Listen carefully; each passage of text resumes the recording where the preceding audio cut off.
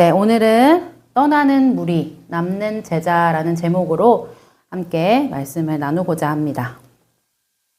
오늘 본문은 예수님을 잘 따르던 사람들이 대거 떠나는 장면으로 시작합니다.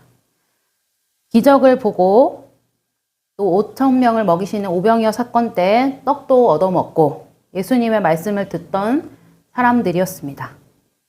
그러나 예수님의 말씀이 자신들의 기대와 맞지 않고 또 예수님의 말씀이 점점 어려워지고 또 원하는 것들도 얻을 수 없게 되자 그들은 더 이상 예수님과 함께 걷지 않기로 선택합니다. 사실 떠난다는 선택은 굉장히 오늘날 익숙하고 또 쉬운 선택 방법 중에 하나입니다. 모임이나 회사, 공동체 등이 마음에 들지 않으면 떠나면 되는 거고 인간관계에서도 불편하면 관계를 정리하면 되는 일입니다. 또 내가 하는 일이 기대가 충족되지 않으면 방향을 바꿉니다. 신앙도 예외가 아니겠죠. 응답이 더딜 때, 또 삶이 나아지지 않는 것처럼 느껴질 때 우리는 마음속으로 질문합니다. 이 신앙을 계속 이어가야 할까? 또 이 모임, 공동체에 계속 가야 할까?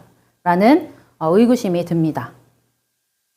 한 가지 예로 저는 다이어트든 건강을 위해서든 여러 운동을 해보았었는데 운동하러 다니는 곳에서 이런저런 사람들을 만나면서 들었던 이야기가 몸이 좀 나아지고 몸의 변화를 위해서 이 운동하는 이 센터에 등록을 했는데 저는 한 달이 지나도 몸이 어떻게 뭐든 좋아지거나 날씬해지거나 이런 변화를 못 느껴요. 눈에 띄게 보이지 않아요. 라는 말을 하면서 이 운동은 나랑 안 맞는다.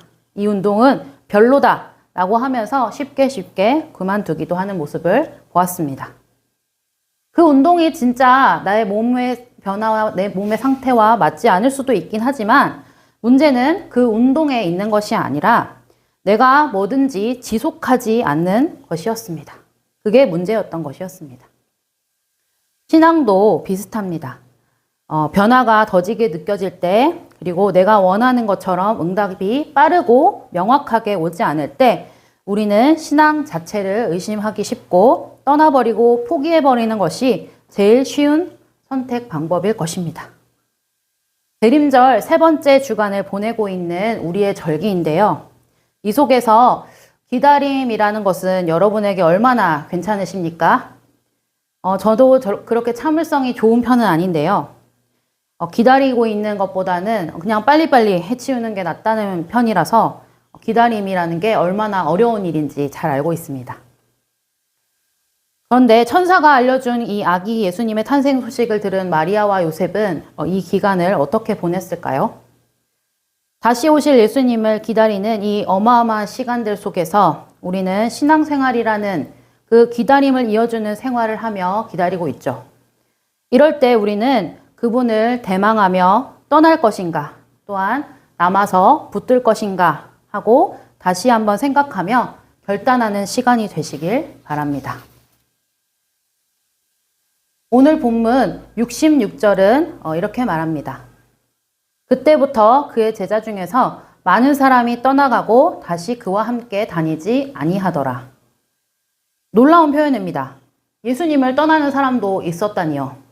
예수님을 따르는 수많은 무리들이 있다는 것을 더 많이 알고 있고 많이 들어서 익숙한데 예수님을 떠나는 사람도 있었대요. 그것도 한두 명이 아니라 많은 제자들이 수많은 무리들이 대거 떠났다고 하는 거죠. 오늘 보면 요한복음 6장에 66절과 69절, 6절에서 69절까지의 말씀인데요. 그 전에 요한복음 6장의 전개는 5,000명이 먹이신 오병이어 사건, 그리고 큰 풍랑이 일어서 제자들의 배가 흔들릴 때 바다 위를 걸어오신 사건, 그리고 생명의 떡에 대한 말씀을 하시는 본문으로 요한복음 6장이 오늘 본문까지 이어집니다.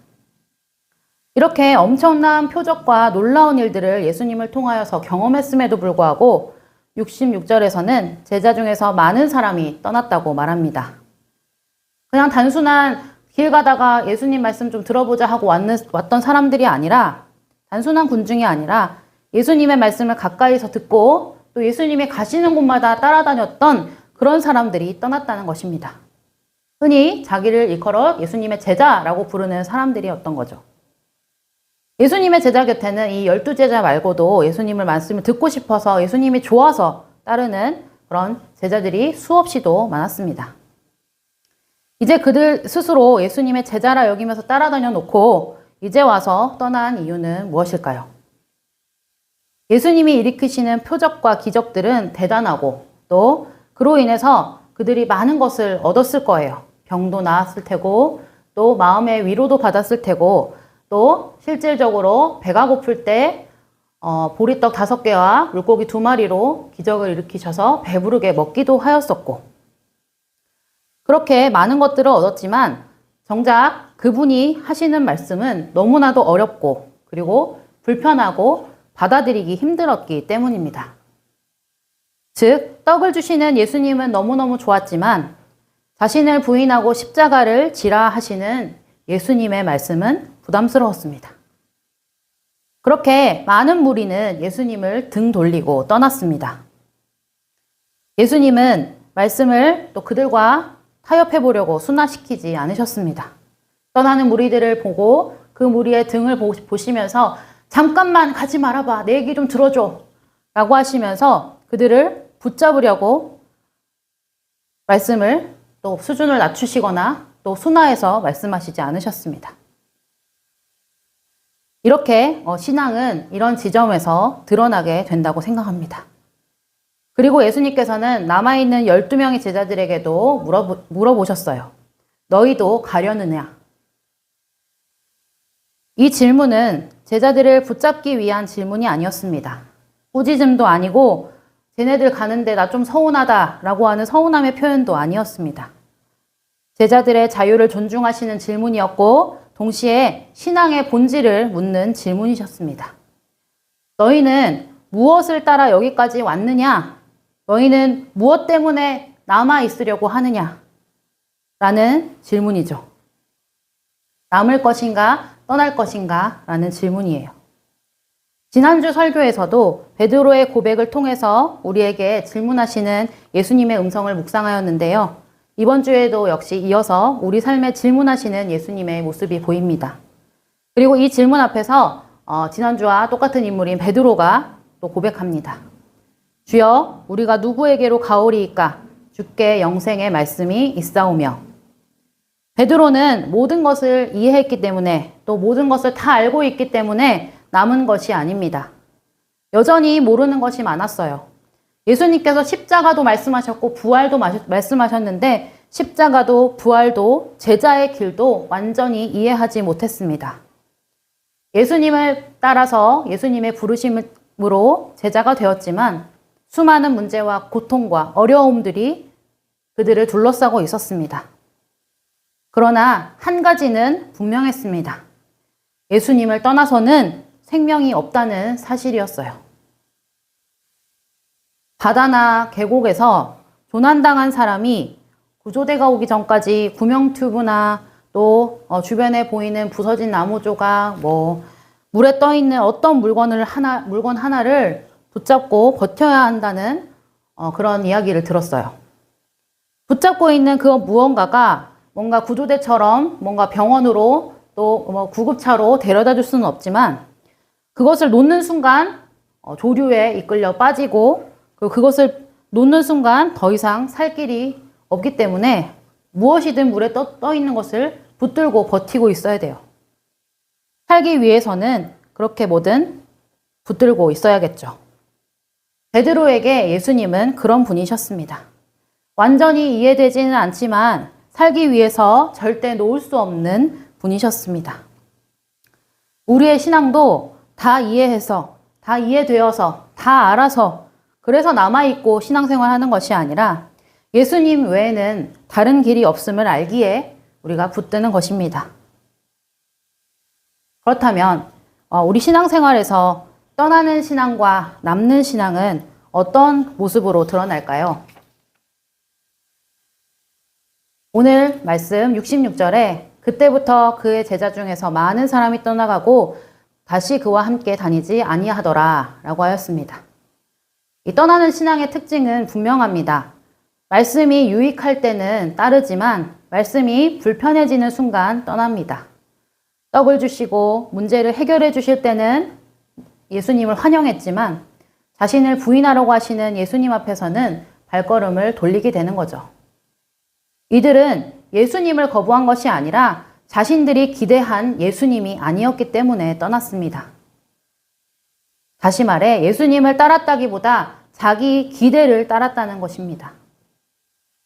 말씀이 나의 욕구를 채워줄 때는 신앙처럼 보였지만 말씀 앞에서 삶을 내려놓아야 할 때는 신앙을 멈추어 섭니다. 그리고 떠나는 신앙은 항상 조건을 가집니다. 여기까지는 괜찮은데 그 이상으로는 안 돼요. 여기까지만이에요. 라는 조건을 가지는 거죠. 그래서 그때부터 떠나는 신앙이 되는 거고, 그때부터 떠나는 신앙은 결국 예수님을 떠난다기보다 자기 기준을 넘지 않는 예수님만 남겨두는 신앙이 됩니다. 떠난 사람들의 또 하나의 특징은 이해할 수 없음이었습니다. 예수님의 말씀이 너무 어렵다고 말합니다. 이해할 수 없다고 말합니다. 그러나 이 말씀은 신앙을 이해의 완성 위에 세우지 않습니다. 이해시키기 위해서 이해시키는 것이 목적으로 있지 않습니다. 신앙은 언제나 이해를 넘어서 또 알게 되고 깨닫게 되고 지식적으로 이해하는 것, 머리로 이해하는 것을 넘어서 순종의 영역으로 이야기합니다. 떠나는 신앙은 먼저 내가 이해되고 이성적으로 알게 되고 이해되어야 움직이기 때문에 떠나게 됩니다. 설명되지 않으면 머뭇거리고 납득되지 않으면 물러서고 떠나게 됩니다. 결국 이 모습은 신앙의 주도권이 하나님에 있는 것이 아니라 자기에게 있게 됩니다. 이해되지 않는 순간 더 이상 주님과 함께 걷지 않는 것이죠. 그럼 남는 제자들, 그리고 남는 신앙은 어떤 모습일까요? 예수님께서 67절에 너희도 가려느냐? 라는 이 질문은 제자들을 압박하기 위해서, 자, 이제 너희 차례야. 자, 그래, 너희도 갈 거야? 말 거야? 얘기해봐. 라고 압박하기 위한 것이 아니라 신앙의 본질을 물어보시는 겁니다. 너희가 떠날 자유도 있지만 남을 이유를 분명히 하라는 것입니다. 남는 신앙은 이 질문 앞에서 설명되지 않는 상황 속에서 질문 앞에 있는 그 믿음입니다. 떠날 이유가 없어서 그냥 떠날 이유가 없어요. 저 어떻게 할 이유가 없어서 그냥 있는 거예요. 이게 아니라 남아 있어야 할 이유를 분명하게 하기 위해서 남는 겁니다. 남아있는 이유가 분명하기 때문에 남아있는 거예요. 또한 남는 신앙은 68절에 베드로의 고백, 주여 우리가 누구에게로 가오리이까? 라는 것으로 연결할 수 있는데 이 고백은 완벽하게 모든 것을 주님 말씀 저는 이해하고 다 알아요. 저는 이성적으로도 다 알아요. 라는 고백이 아닙니다. 오히려 솔직하게 나의 한계를 고백하는 그런 말입니다. 예수님, 우리는 다 알지 못합니다. 그러나 주님 말고는 갈 곳이 없어요. 주님만이 우리의 길이 되십니다. 라는 고백이죠. 남는 신앙은 모든 것을 남는 이유와 떠날 수 없음을 1부터 100까지 설명할 수 있어서가 아니라 주님이 생명의 근원 되시고 나의 살 길이라는 것을 알고 그걸 붙들고 있는 신앙입니다. 그렇기 때문에 이 남는 신앙은 문제 해결의 수단이 아니라 생명을 붙들고 있는 신앙입니다. 또한 69절에 주께 영생의 말씀이 있사오며 우리가 주를 하나님의 거룩하신 자로 믿고 알았사옵나이다. 아멘. 이 말씀에서 베드로는 예수님을 말씀을 가르쳐 주시고 말씀을 주시는 분이 아니라 거룩하신 분이라고 고백합니다. 이 남는 신앙은 나의 유익이 아니라 관계를 붙들어요. 이 관계를 통하여서 얻어지는 결과가 아니라 어떤 관계인지, 누구인지를 붙드는 거예요. 예수님과 함께 따라다녔더니 떡이 나오고 예수님을 따라다니고 예수님을 믿었더니 내가 잘 되고 병이 치유되고 이것만 붙드는 것이 아니라 결과적인 부분만 붙드는 것이 아니라 예수님이 누구신지, 예수님과 나와의 관계가 어떤 관계인지를 붙드는 것이라는 거죠. 그래서 남는 신앙은 흔들려도 떠나지 않게 돼요. 그리고 낙심해도 관계를 끊지 않습니다. 그리고 넘어질 수는 있지만 떠나지는 않습니다. 정리하자면 떠나는 신앙은 조건을 따르지만 남는 신앙은 그 자체, 존재를 그리고 그 관계를 따릅니다. 떠나는 신앙은 이해를 요구하지만 나를 이해시키세요 라는 걸 요구하지만 남는 신앙은 생명을 붙들고 순종합니다. 여러분, 오늘 이 본문은 분명한 적용을 우리에게 요구하십니다. 삶이 힘들 때, 기도가 막히는 것처럼 느껴질 때, 말씀보다 현실이 더 크게 느껴질 때 우리는 이 질문 앞에 서게 됩니다. 그때 우리는 어디로 가고 있습니까? 사람에게 갑니까? 상황이 좋아질 때까지 기다리는 자리로 갑니까? 아니면 아무것도 하지 않는 무기력 속으로 갑니까? 베드로의 이 고백은 정답처럼 들리지만 사실은 그 믿음의 선택이었습니다. 주여, 우리가 누구에게로 가오리이까? 이 고백은 주님밖에 없습니다. 라는 고백입니다. 여기서 우리가 해야 할 적용은 분명합니다. 떠나고 싶은 마음이 들 때, 신앙을 내려놓고 싶을 때, 교회보다 세상이 더 매력적으로 보일 때, 그 순간에 우리가 해야 할 일은 완벽한 결단이 아닙니다. 자리를 지키는 것입니다. 예배의 자리를, 말씀의 자리를, 기도의 자리를, 지금 내가 해야 하는 그 자리를 떠나지 않는 것입니다. 남아있는 이 믿음이 결국 우리를 생명의 길로 이끌어 주는 것이죠. 떠나는 무리들이 아니라 남는 제자의 자리를 선택합시다. 이해되지 않아도, 설명되지 않아도 괜찮습니다. 오늘 다시 우리가 고백하길 원합니다. 주님, 우리가 누구에게로 가오리이까? 주님밖에 없습니다. 영생의 말씀이 주께 있습니다. 나는 이 고백 위에서 주님께서 오늘도 우리를 붙드시고 끝까지 인도하실 줄을 믿습니다. 이 은혜가 우리 모두에게 있기를 주님의 이름으로 축복합니다. 아멘. 함께 기도하겠습니다. 사랑의 하나님, 우리 가운데 말씀으로 허락하셔서 우리 가운데 질문하시는 그 너희도 떠나가려느냐 라고 질문하시며 떠나는 무리들을 바라보시며 마음 아파하시고 또 안타까워하시는 그 주님의 음성을 들었습니다. 우리는 떠나가는 무리와 같이 주님을 그저 우리의 기대와 우리의 욕구를 충족해 주시는 그런 주님으로 바라보지 아니하고 남는 제자들과 같이 주님밖에 없습니다. 주님 외에는 다른 길이 없고 주님 외에는 구원이 없습니다. 주님께서 나의 생명이 되십니다. 라고 고백할 수 있는 우리 남는 신앙이 되도록 붙들어 주시옵소서. 우리 가운데 함께 하시고 또한 우리가 남은 대림절 기간과 또 남은 한 주간의 삶을 살아갈 때에 우리가 기다림의 이 시간들을 통하여서 우리가 이 기다림을 그냥 그저 무기력 속에 보내는 것이 아니라 하나님을 향한 감사와 또 예배와 찬양과 그리고 그 영원한 생명의 길로 이끄시는 그 주님을 묵상하며 보내는 귀한 시간 되도록 인도하여 주시옵소서. 우리에게 주신 말씀 감사드리며 예수 그리스도의 이름으로 기도드립니다. 아멘.